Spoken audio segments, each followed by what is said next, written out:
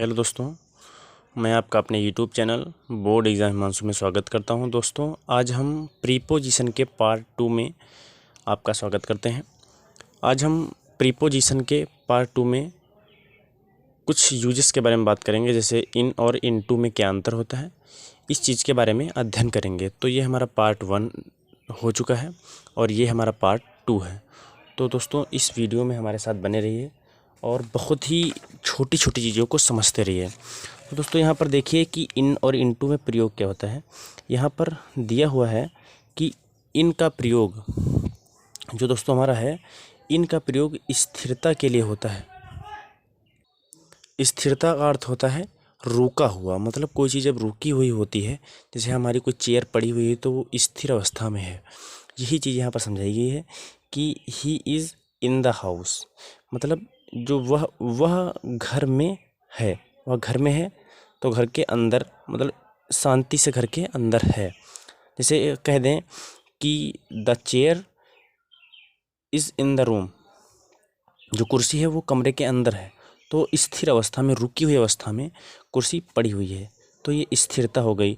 और इनटू का प्रयोग जो होता है वो गति के लिए होता है। जैसे ही जंप्ड इनटू द रिवर, जब कोई जंप करेगा, जब कोई कूदेगा तो क्रिया हो रही है कि वो उसके अंदर जा रहा है। जैसे ही जंप्ड, वो कूदा, इनटू द रिवर, नदी के अंदर, तो यहाँ पर कोई गति हो रही है।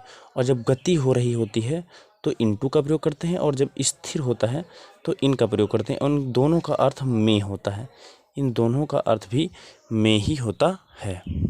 इसके बाद दोस्तों, जो हमारा दूसरा टॉपिक है वो है ऑन और अपॉन में क्या अंतर होता है। ऑन और अपॉन का प्रयोग, इन दोनों का अर्थ ऊपर होता है। तो यहाँ पर जो दोस्तों ऑन का प्रयोग होता है वो क्या होता है, ऑन का प्रयोग स्थिरता के लिए होता है। यह समीप का संबंध बताता है। The books are on the table. तो यहाँ पर दोस्तों मतलब समझिए कि जो बुक्स हुए हैं, जो हमारी बुक्स हैं वो टेबल पर रखी हुई हैं, जो टेबल पे रखी हुई हैं। तो जब बुक्स और टेबल का संबंध है वो दोस्तों आपस में चिपकी हुई रखी होंगी। जो बुक्स हैं हमारी वो टेबल में चिपकी हुई रखी हैं, मतलब समीप हैं। और यही इसमें बात बताई जा रही है कि यह समीप का संबंध बताता है। तो जो बुक्स हैं और टेबल का आपस में बहुत गहरा संबंध है, मतलब ये दोनों चीज़ें मैचअप हैं, दोनों चीज़ें मिली जुली हुई हैं। तो ये पास हैं और इसके ऊपर भी रखी हुई हैं स्थिर अवस्था में। अब ये बुक्स होंगी, इसमें कोई गति तो हो नहीं रही है, तो यहाँ पर ऑन का प्रयोग यही बताया गया, स्थिरता के लिए होता है। यह समीप का संबंध बताता है, तो समीप भी हैं और स्थिर अवस्था में भी हैं। इसका एग्जाम्पल है कि the books are on the table. या आप बहुत एग्जांपल ले सकते हैं।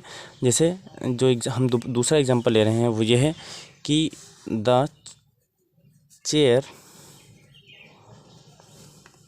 Are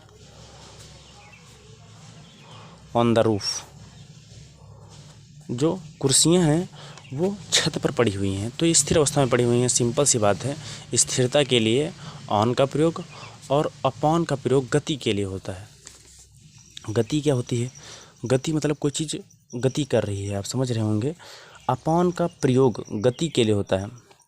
the dog jumped upon the table, जो कुत्ता है वो गति कर रहा है, जो कुत्ता है वो जंप लगा रहा है। यहाँ पर कोई समीप की बात नहीं हो रही है। जो कुत्ता क्या पता कहाँ से जंप लगा रहा हो, कुत्ता जंप लगा कर टेबल पर जा रहा हो, दोनों का अर्थ पर ही निकलता है। देखो, द डॉग जंप्ड, जो कुत्ता है वो छलांग लगाता है, अपॉन द टेबल पर, कुर्सी मेज पर, दोनों का अर्थ पर होता है।